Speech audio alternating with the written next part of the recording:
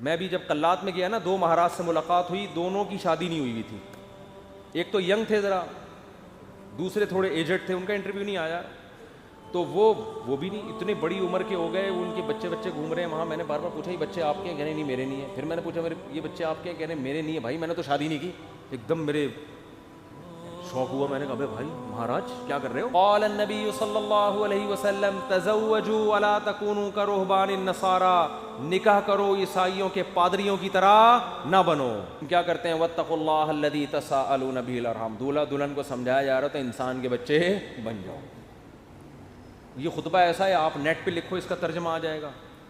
پنڈت جی کی الفاظ لکھو تو نیٹ بولے گا پتہ نہیں کیا بول رہا ہے بھائی، تو میری کچھ سمجھ میں نہیں آ رہا. صحیح ہے نا؟ وہ پنڈت جی سے ہی پوچھنے پڑیں گے. میں تو گیا تھا پنڈت جی سے پوچھنے کے لیے بھائی کچھ بتاؤ، لیکن میں نے کہا وہ پھر ناراض نہ ہو جائیں. پنڈت مہاراج تھے وہ، پنڈت جی تھے بھی نہیں. پتہ نہیں مہاراج میں پنڈت جی میں کیا فرق ہوتا ہے. وہ ان کے مفتی اعظم ہوتے ہوں گے شاید پنڈت، اور مہاراج نارمل مولانا ہوتے ہوں گے، تو شاید یہ ہوتا ہو، واللہ عالم.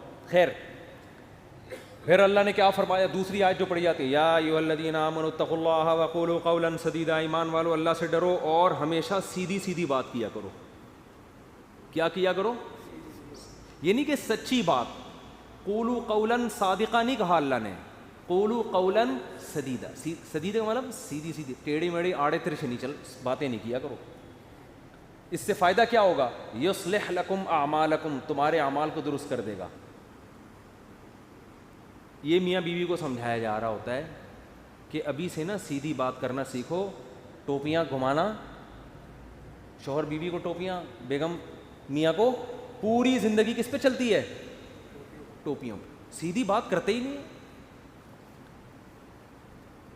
سسرال سے الگ آڑی ترچھی باتیں، سسرال والے داماد سے الگ، بیٹی سے الگ.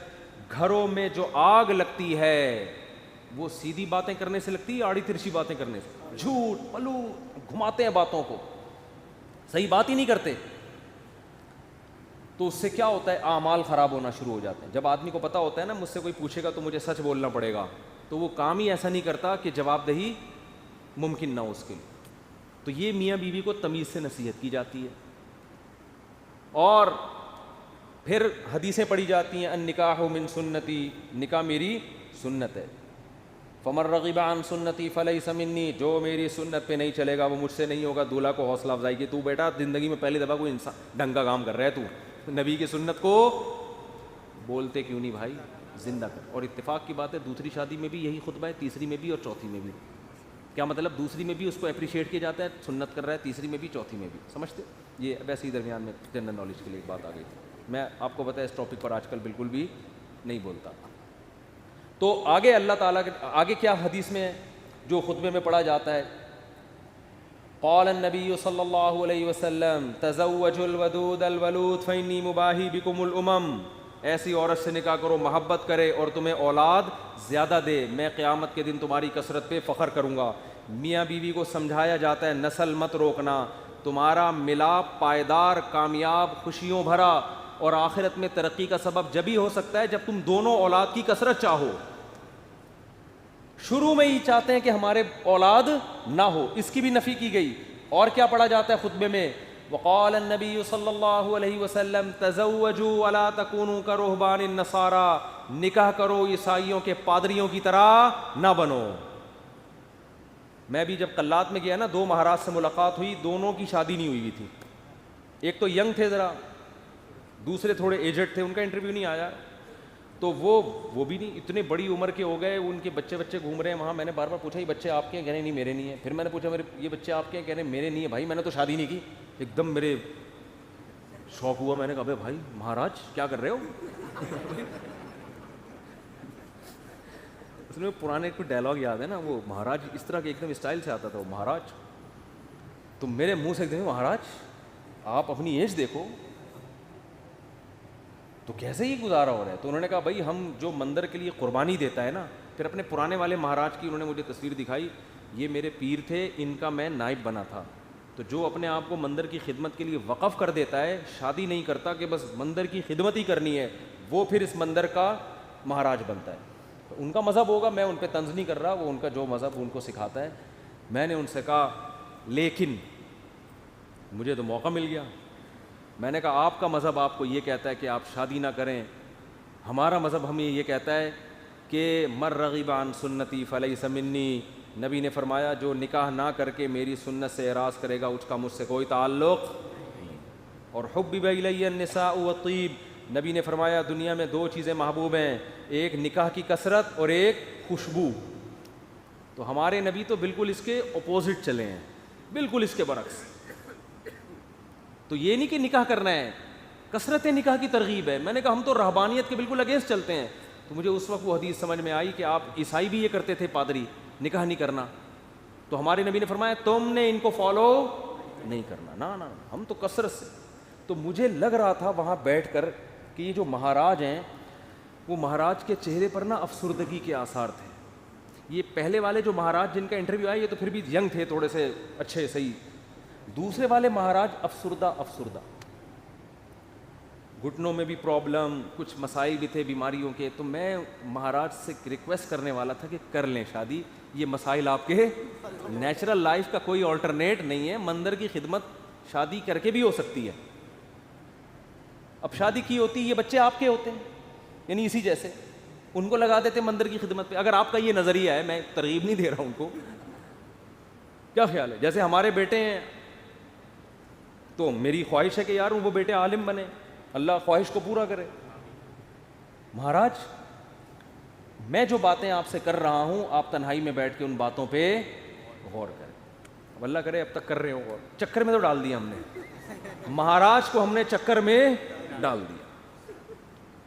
مہاراج اب بیٹھ رہا ہوگا یار مسئلہ کیا ہے, بات تو صحیح کی ہے بندے نے, زندگی بھی برباد کر دی. پھر میں نے مہاراج سے بھی کہا, میں نے کہا یہ بھی دیکھ لینا کہ آخرت میں اس شادی نہ کرنے کا کوئی ثواب بھی ملے گا. ایسا نہ ہو کہ نہ یہاں کے رہے نہ وہاں کے رہے. قرآن کہتا ہے الذین ضل سعیہم فی الحیاۃ الدنیا وہم یحسبون انہم یحسنون صنعا. قرآن کے الفاظ ہیں. بھائی ہندو یہ نہ سمجھیں کہ میں تو اسلام کی بات کروں گا نا, آپ کا مذہب اگر یہ کہتا ہے تو ٹھیک ہے بھائی آپ اس کو فالو کریں, آپ کو نہیں سمجھ میں آ رہا تو ہم کیا کہہ سکتے ہیں. لیکن ہمارا جو مذہب ہے وہ ہمیں کیا کہہ رہا ہے, وہ یہ کہہ رہا ہے کہ الذین ضل سعیہم فی الحیاۃ الدنیا. کچھ لوگ دنیا میں ایسے ہیں کہ جن کی کوششیں برباد ہو جائیں گی دنیا میں, حالانکہ وہ یہ سمجھ رہے ہیں کہ وہ بہت اچھا کام کر رہے ہیں. دیکھو ایک آدمی غلط کام کر رہا ہوتا ہے, غلط کو غلط سمجھ کے, اس کو پتہ ہے بھائی چرس پینے کا آخرت میں کوئی ثواب ملے گا, اور چرسی کو امید بھی نہیں ہوتی. وہ کہہ رہا ہو یار مجھے پتہ ہے آخرت میں بربادی ہے لیکن اب مزے اڑا لوں تھوڑی دیر کے. ہیروئنچی کو پتہ ہے آخرت میں بربادی ہے مگر مزے اڑا لو. زانی کو پتہ ہے آخرت میں بربادی ہے مگر مزے اڑا لو. لیکن کچھ لوگ ایسے ہوتے ہیں جو بڑی محنت کر رہے ہوتے ہیں, اپنی حلال خواہشات کو بھی قربان کر رہے ہوتے ہیں, اور وہ سمجھ رہے ہوتے ہیں آخرت میں مل جائے گا بدلہ. اللہ کہتے ہیں نہ دنیا میں ملے گا اور نہ آخرت. کیونکہ پیپر جو اللہ نے بنایا ہے نا اس کو فوکس کرنا ہے آپ نے. پیپر فزکس کا ہے اور آپ ریاضی کے مشکل ترین سوالات لے کے بیٹھ گئے, اور جو فزکس کا آسان سوال تھا اس کا آپ اس کو حل نہیں کر رہے. کیمسٹری کا آسان سوال تھا پانی کا فارمولا کیا ہے, ہائیڈروجن ڈائی آکسائڈ ہے نا, یہ بہت آسان تھا. آپ کہہ رہے تو بہت آسان ہے یار, یہ نہیں حل کرتا میں. مجھے اصل میں ایک فزکس کا ایک بڑی پیچیدہ ایکویشن ہے, اس کو میں حل کر سکتا ہوں. اس کو بیٹھ کے آپ نے حل کرنا شروع کر دیا. عقل مند کہے گا بھائی تیرے سے جو پوچھا گیا ہے اس کو تو فوکس کر, جو سوال پوچھا نہیں جا رہا اس کا جواب کیوں دے رہا ہے. اب آپ جواب میں یہ کہیں یار دیکھو میری اتنی محنت کر کے میں نے فزکس کی اس ایکویشن کو حل کیا ہے, میں یہ سوچ بھی نہیں سکتا کہ ممتحن اور ایگزامینر میری اس محنت کو ضائع کر دے, یقیناً 100 نمبر دے گا. اس سے کیا ہے 100 نمبر تجھے ہائیڈروجن ڈائی آکسائڈ لکھ دیتا مل جاتا ہے. آپ کے اتنے آسان سوال کے 100 نمبر نہیں ہو سکتے. یہ دلیل صحیح ہوگی نہیں یاری بات میرا خیال ہے. او بھائی یہ دلیل بالکل غلط ہوگی کہ یہ نہیں دیکھا جاتا کہ سوال مشکل ہے یا آسان. ہم نے دیکھا نا یوٹیوب پہ ایک ہندو کرالنگ کرتا ہوا پتہ نہیں دلی سے یو پی جا رہا ہے یا کہاں جا رہا ہے,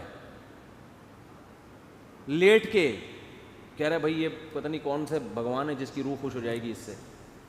تو آپ محنت بہت کر رہے ہیں, اس کا رزلٹ کیا ہے؟ 0. نبی صلی اللہ علیہ وسلم کو اطلاع ملی نا کہ ایک پیدل حج کرنے جا رہا ہے کوئی, منت مانی بھی اور طاقت بھی نہیں تھی. آپ نے فرمایا اللہ کو اس کی ضرورت نہیں ہے کہ تم اپنے آپ کو اس مصیبت میں ڈالو, یہ تو تمہاری اپنی تمہاری وہ ہے نا. اگر آپ میں استطاعت نہیں اور آپ پیدل جا رہے ہیں حج کرنے کے لیے تو یہ وہ چیزیں جو آپ نے اپنے اوپر لازم کر لی ہیں. تبھی قرآن کہہ رہا ہے لا تحرموا طیبات ما احل اللہ لکم, جو پاکیزہ چیزیں اللہ نے حلال کر دی ان کو حرام مت کرو, اپنے اوپر خامخواہ کی پابندیاں مت لگاؤ. ان پابندیوں سے تم تو ڈپریشن میں جا سکتے ہو, صحت برباد کر سکتے ہو. یہ ہم سے امیدیں مت لگانا کہ آخر میں تمہیں آخرت میں اس کا اجر ملے گا. 0 نمبر ہوں گے تمہارے, بلکہ الٹا گناہ ہوگا. تو میں ان سے کہہ رہا تھا بھائی تم شادی کر لیتے, بیوی بچے ہوتے, تمہاری ڈیزائرز پوری ہوتی ہیں, صحت اچھی ہوتی, تمہیں اولاد ملتی, اولاد کے تو دیکھ کے انسان کی بانچیں کھل جاتی ہیں. لیکن مہاراج کا اپنا نظریہ, وہ اپنی سوچ. بہرحال یہ بات, ہاں نکاح کے خطبے کی بات کر رہا تھا.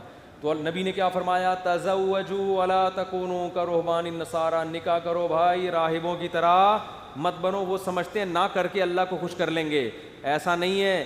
نکاح کرنے سے اگرچہ تمہاری خواہش پوری ہو رہی ہے, تمہاری ڈیزائرز پوری ہو رہی ہیں, تمہارے لیے ایک لذت کا سامان پیدا ہو رہا ہے, لیکن اس ڈیزائرز پوری کرنے سے اللہ ناراض نہیں ہوتا, بلکہ اللہ اور خوش ہوتا ہے. کیونکہ اللہ نے یہ رکھی اس لیے کہ تاکہ مرد عورت کے حقوق اٹھائے, ذمہ داریاں اٹھائے, اس کی اولاد کی تربیت کرے. اگر یہ ڈیزائرز پوری کرنے پر پابندی لگا دی جاتی, عورتوں کا بھی بیڑا غرق ہوتا اور تمہارا بھی, اور نسل بھی نہ بڑھتی جو اللہ چاہتا ہے.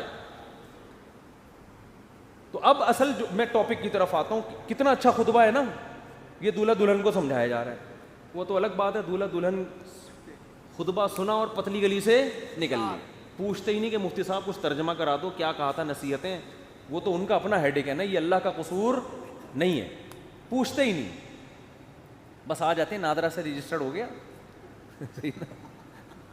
نادرا سے مفتی صاحب آپ نے کہا تھا 1 ہفتے کے اندر سرٹیفکیٹ مل جائے گا, وہ ولید سے رابطہ نہیں ہو رہا ہے, 1.5 ہفتہ ہو گیا ابھی تک. اس کی فکر ہوتی ہے بیوی میرے نام ہو جائے. میں ان سے کہتا ہوں دیکھو بیوی تمہاری ہو گئی ہے, نمبر پلیٹ ایشو ہو جائے گی تھوڑے دن. وہ ان کو فکر ہوتی ہے نا, ڈاکومنٹس نہیں بنے. میں نے کہا بھائی ابھی تمہارے نام رجسٹر بھی ہو جائے گی, فی الحال بیوی کے ماتھے پہ لگاؤ اپلائڈ فار رجسٹر. یعنی یہ بک ہو چکی ہے, اب اس سے کوئی اور شادی کی کوشش نہ کرے, یہ لکھ دو اس پہ. اگر بہت زیادہ آپ کو خطرہ ہے نا, بھاگ نہ جائے, کہیں نہیں بھاگے گی انشاءاللہ. اور اگر سلوک اچھا نہیں ہے تو رجسٹر ہونے کے بعد بھی بھاگ جائے گی, ہوتا ہے ایسا. تو وہ نادرہ کے کاغذ لے کے گھومتے رہو گے. جیسے میں اب تک وہ ٹھپے لے کے, سبزی والا جو پیسے لے کے بھاگا ہے نا, اس کے انگوٹھے لے کے 6 سال تک گھومتا رہا میں. انگوٹھا ابھی بھی رکھا ہوا, میں نے پھاڑ کے پھینک دیا. میں نے کہا یار انگوٹھے پہ تو کیس ہو نہیں سکتا, دل تو چاہ رہا تو اس انگوٹھے کو پکڑ کے لگاؤں میں کھینچ کھینچ کے. تو یہ کاغذات دھرے کے دھرے رہ جاتے ہیں. تو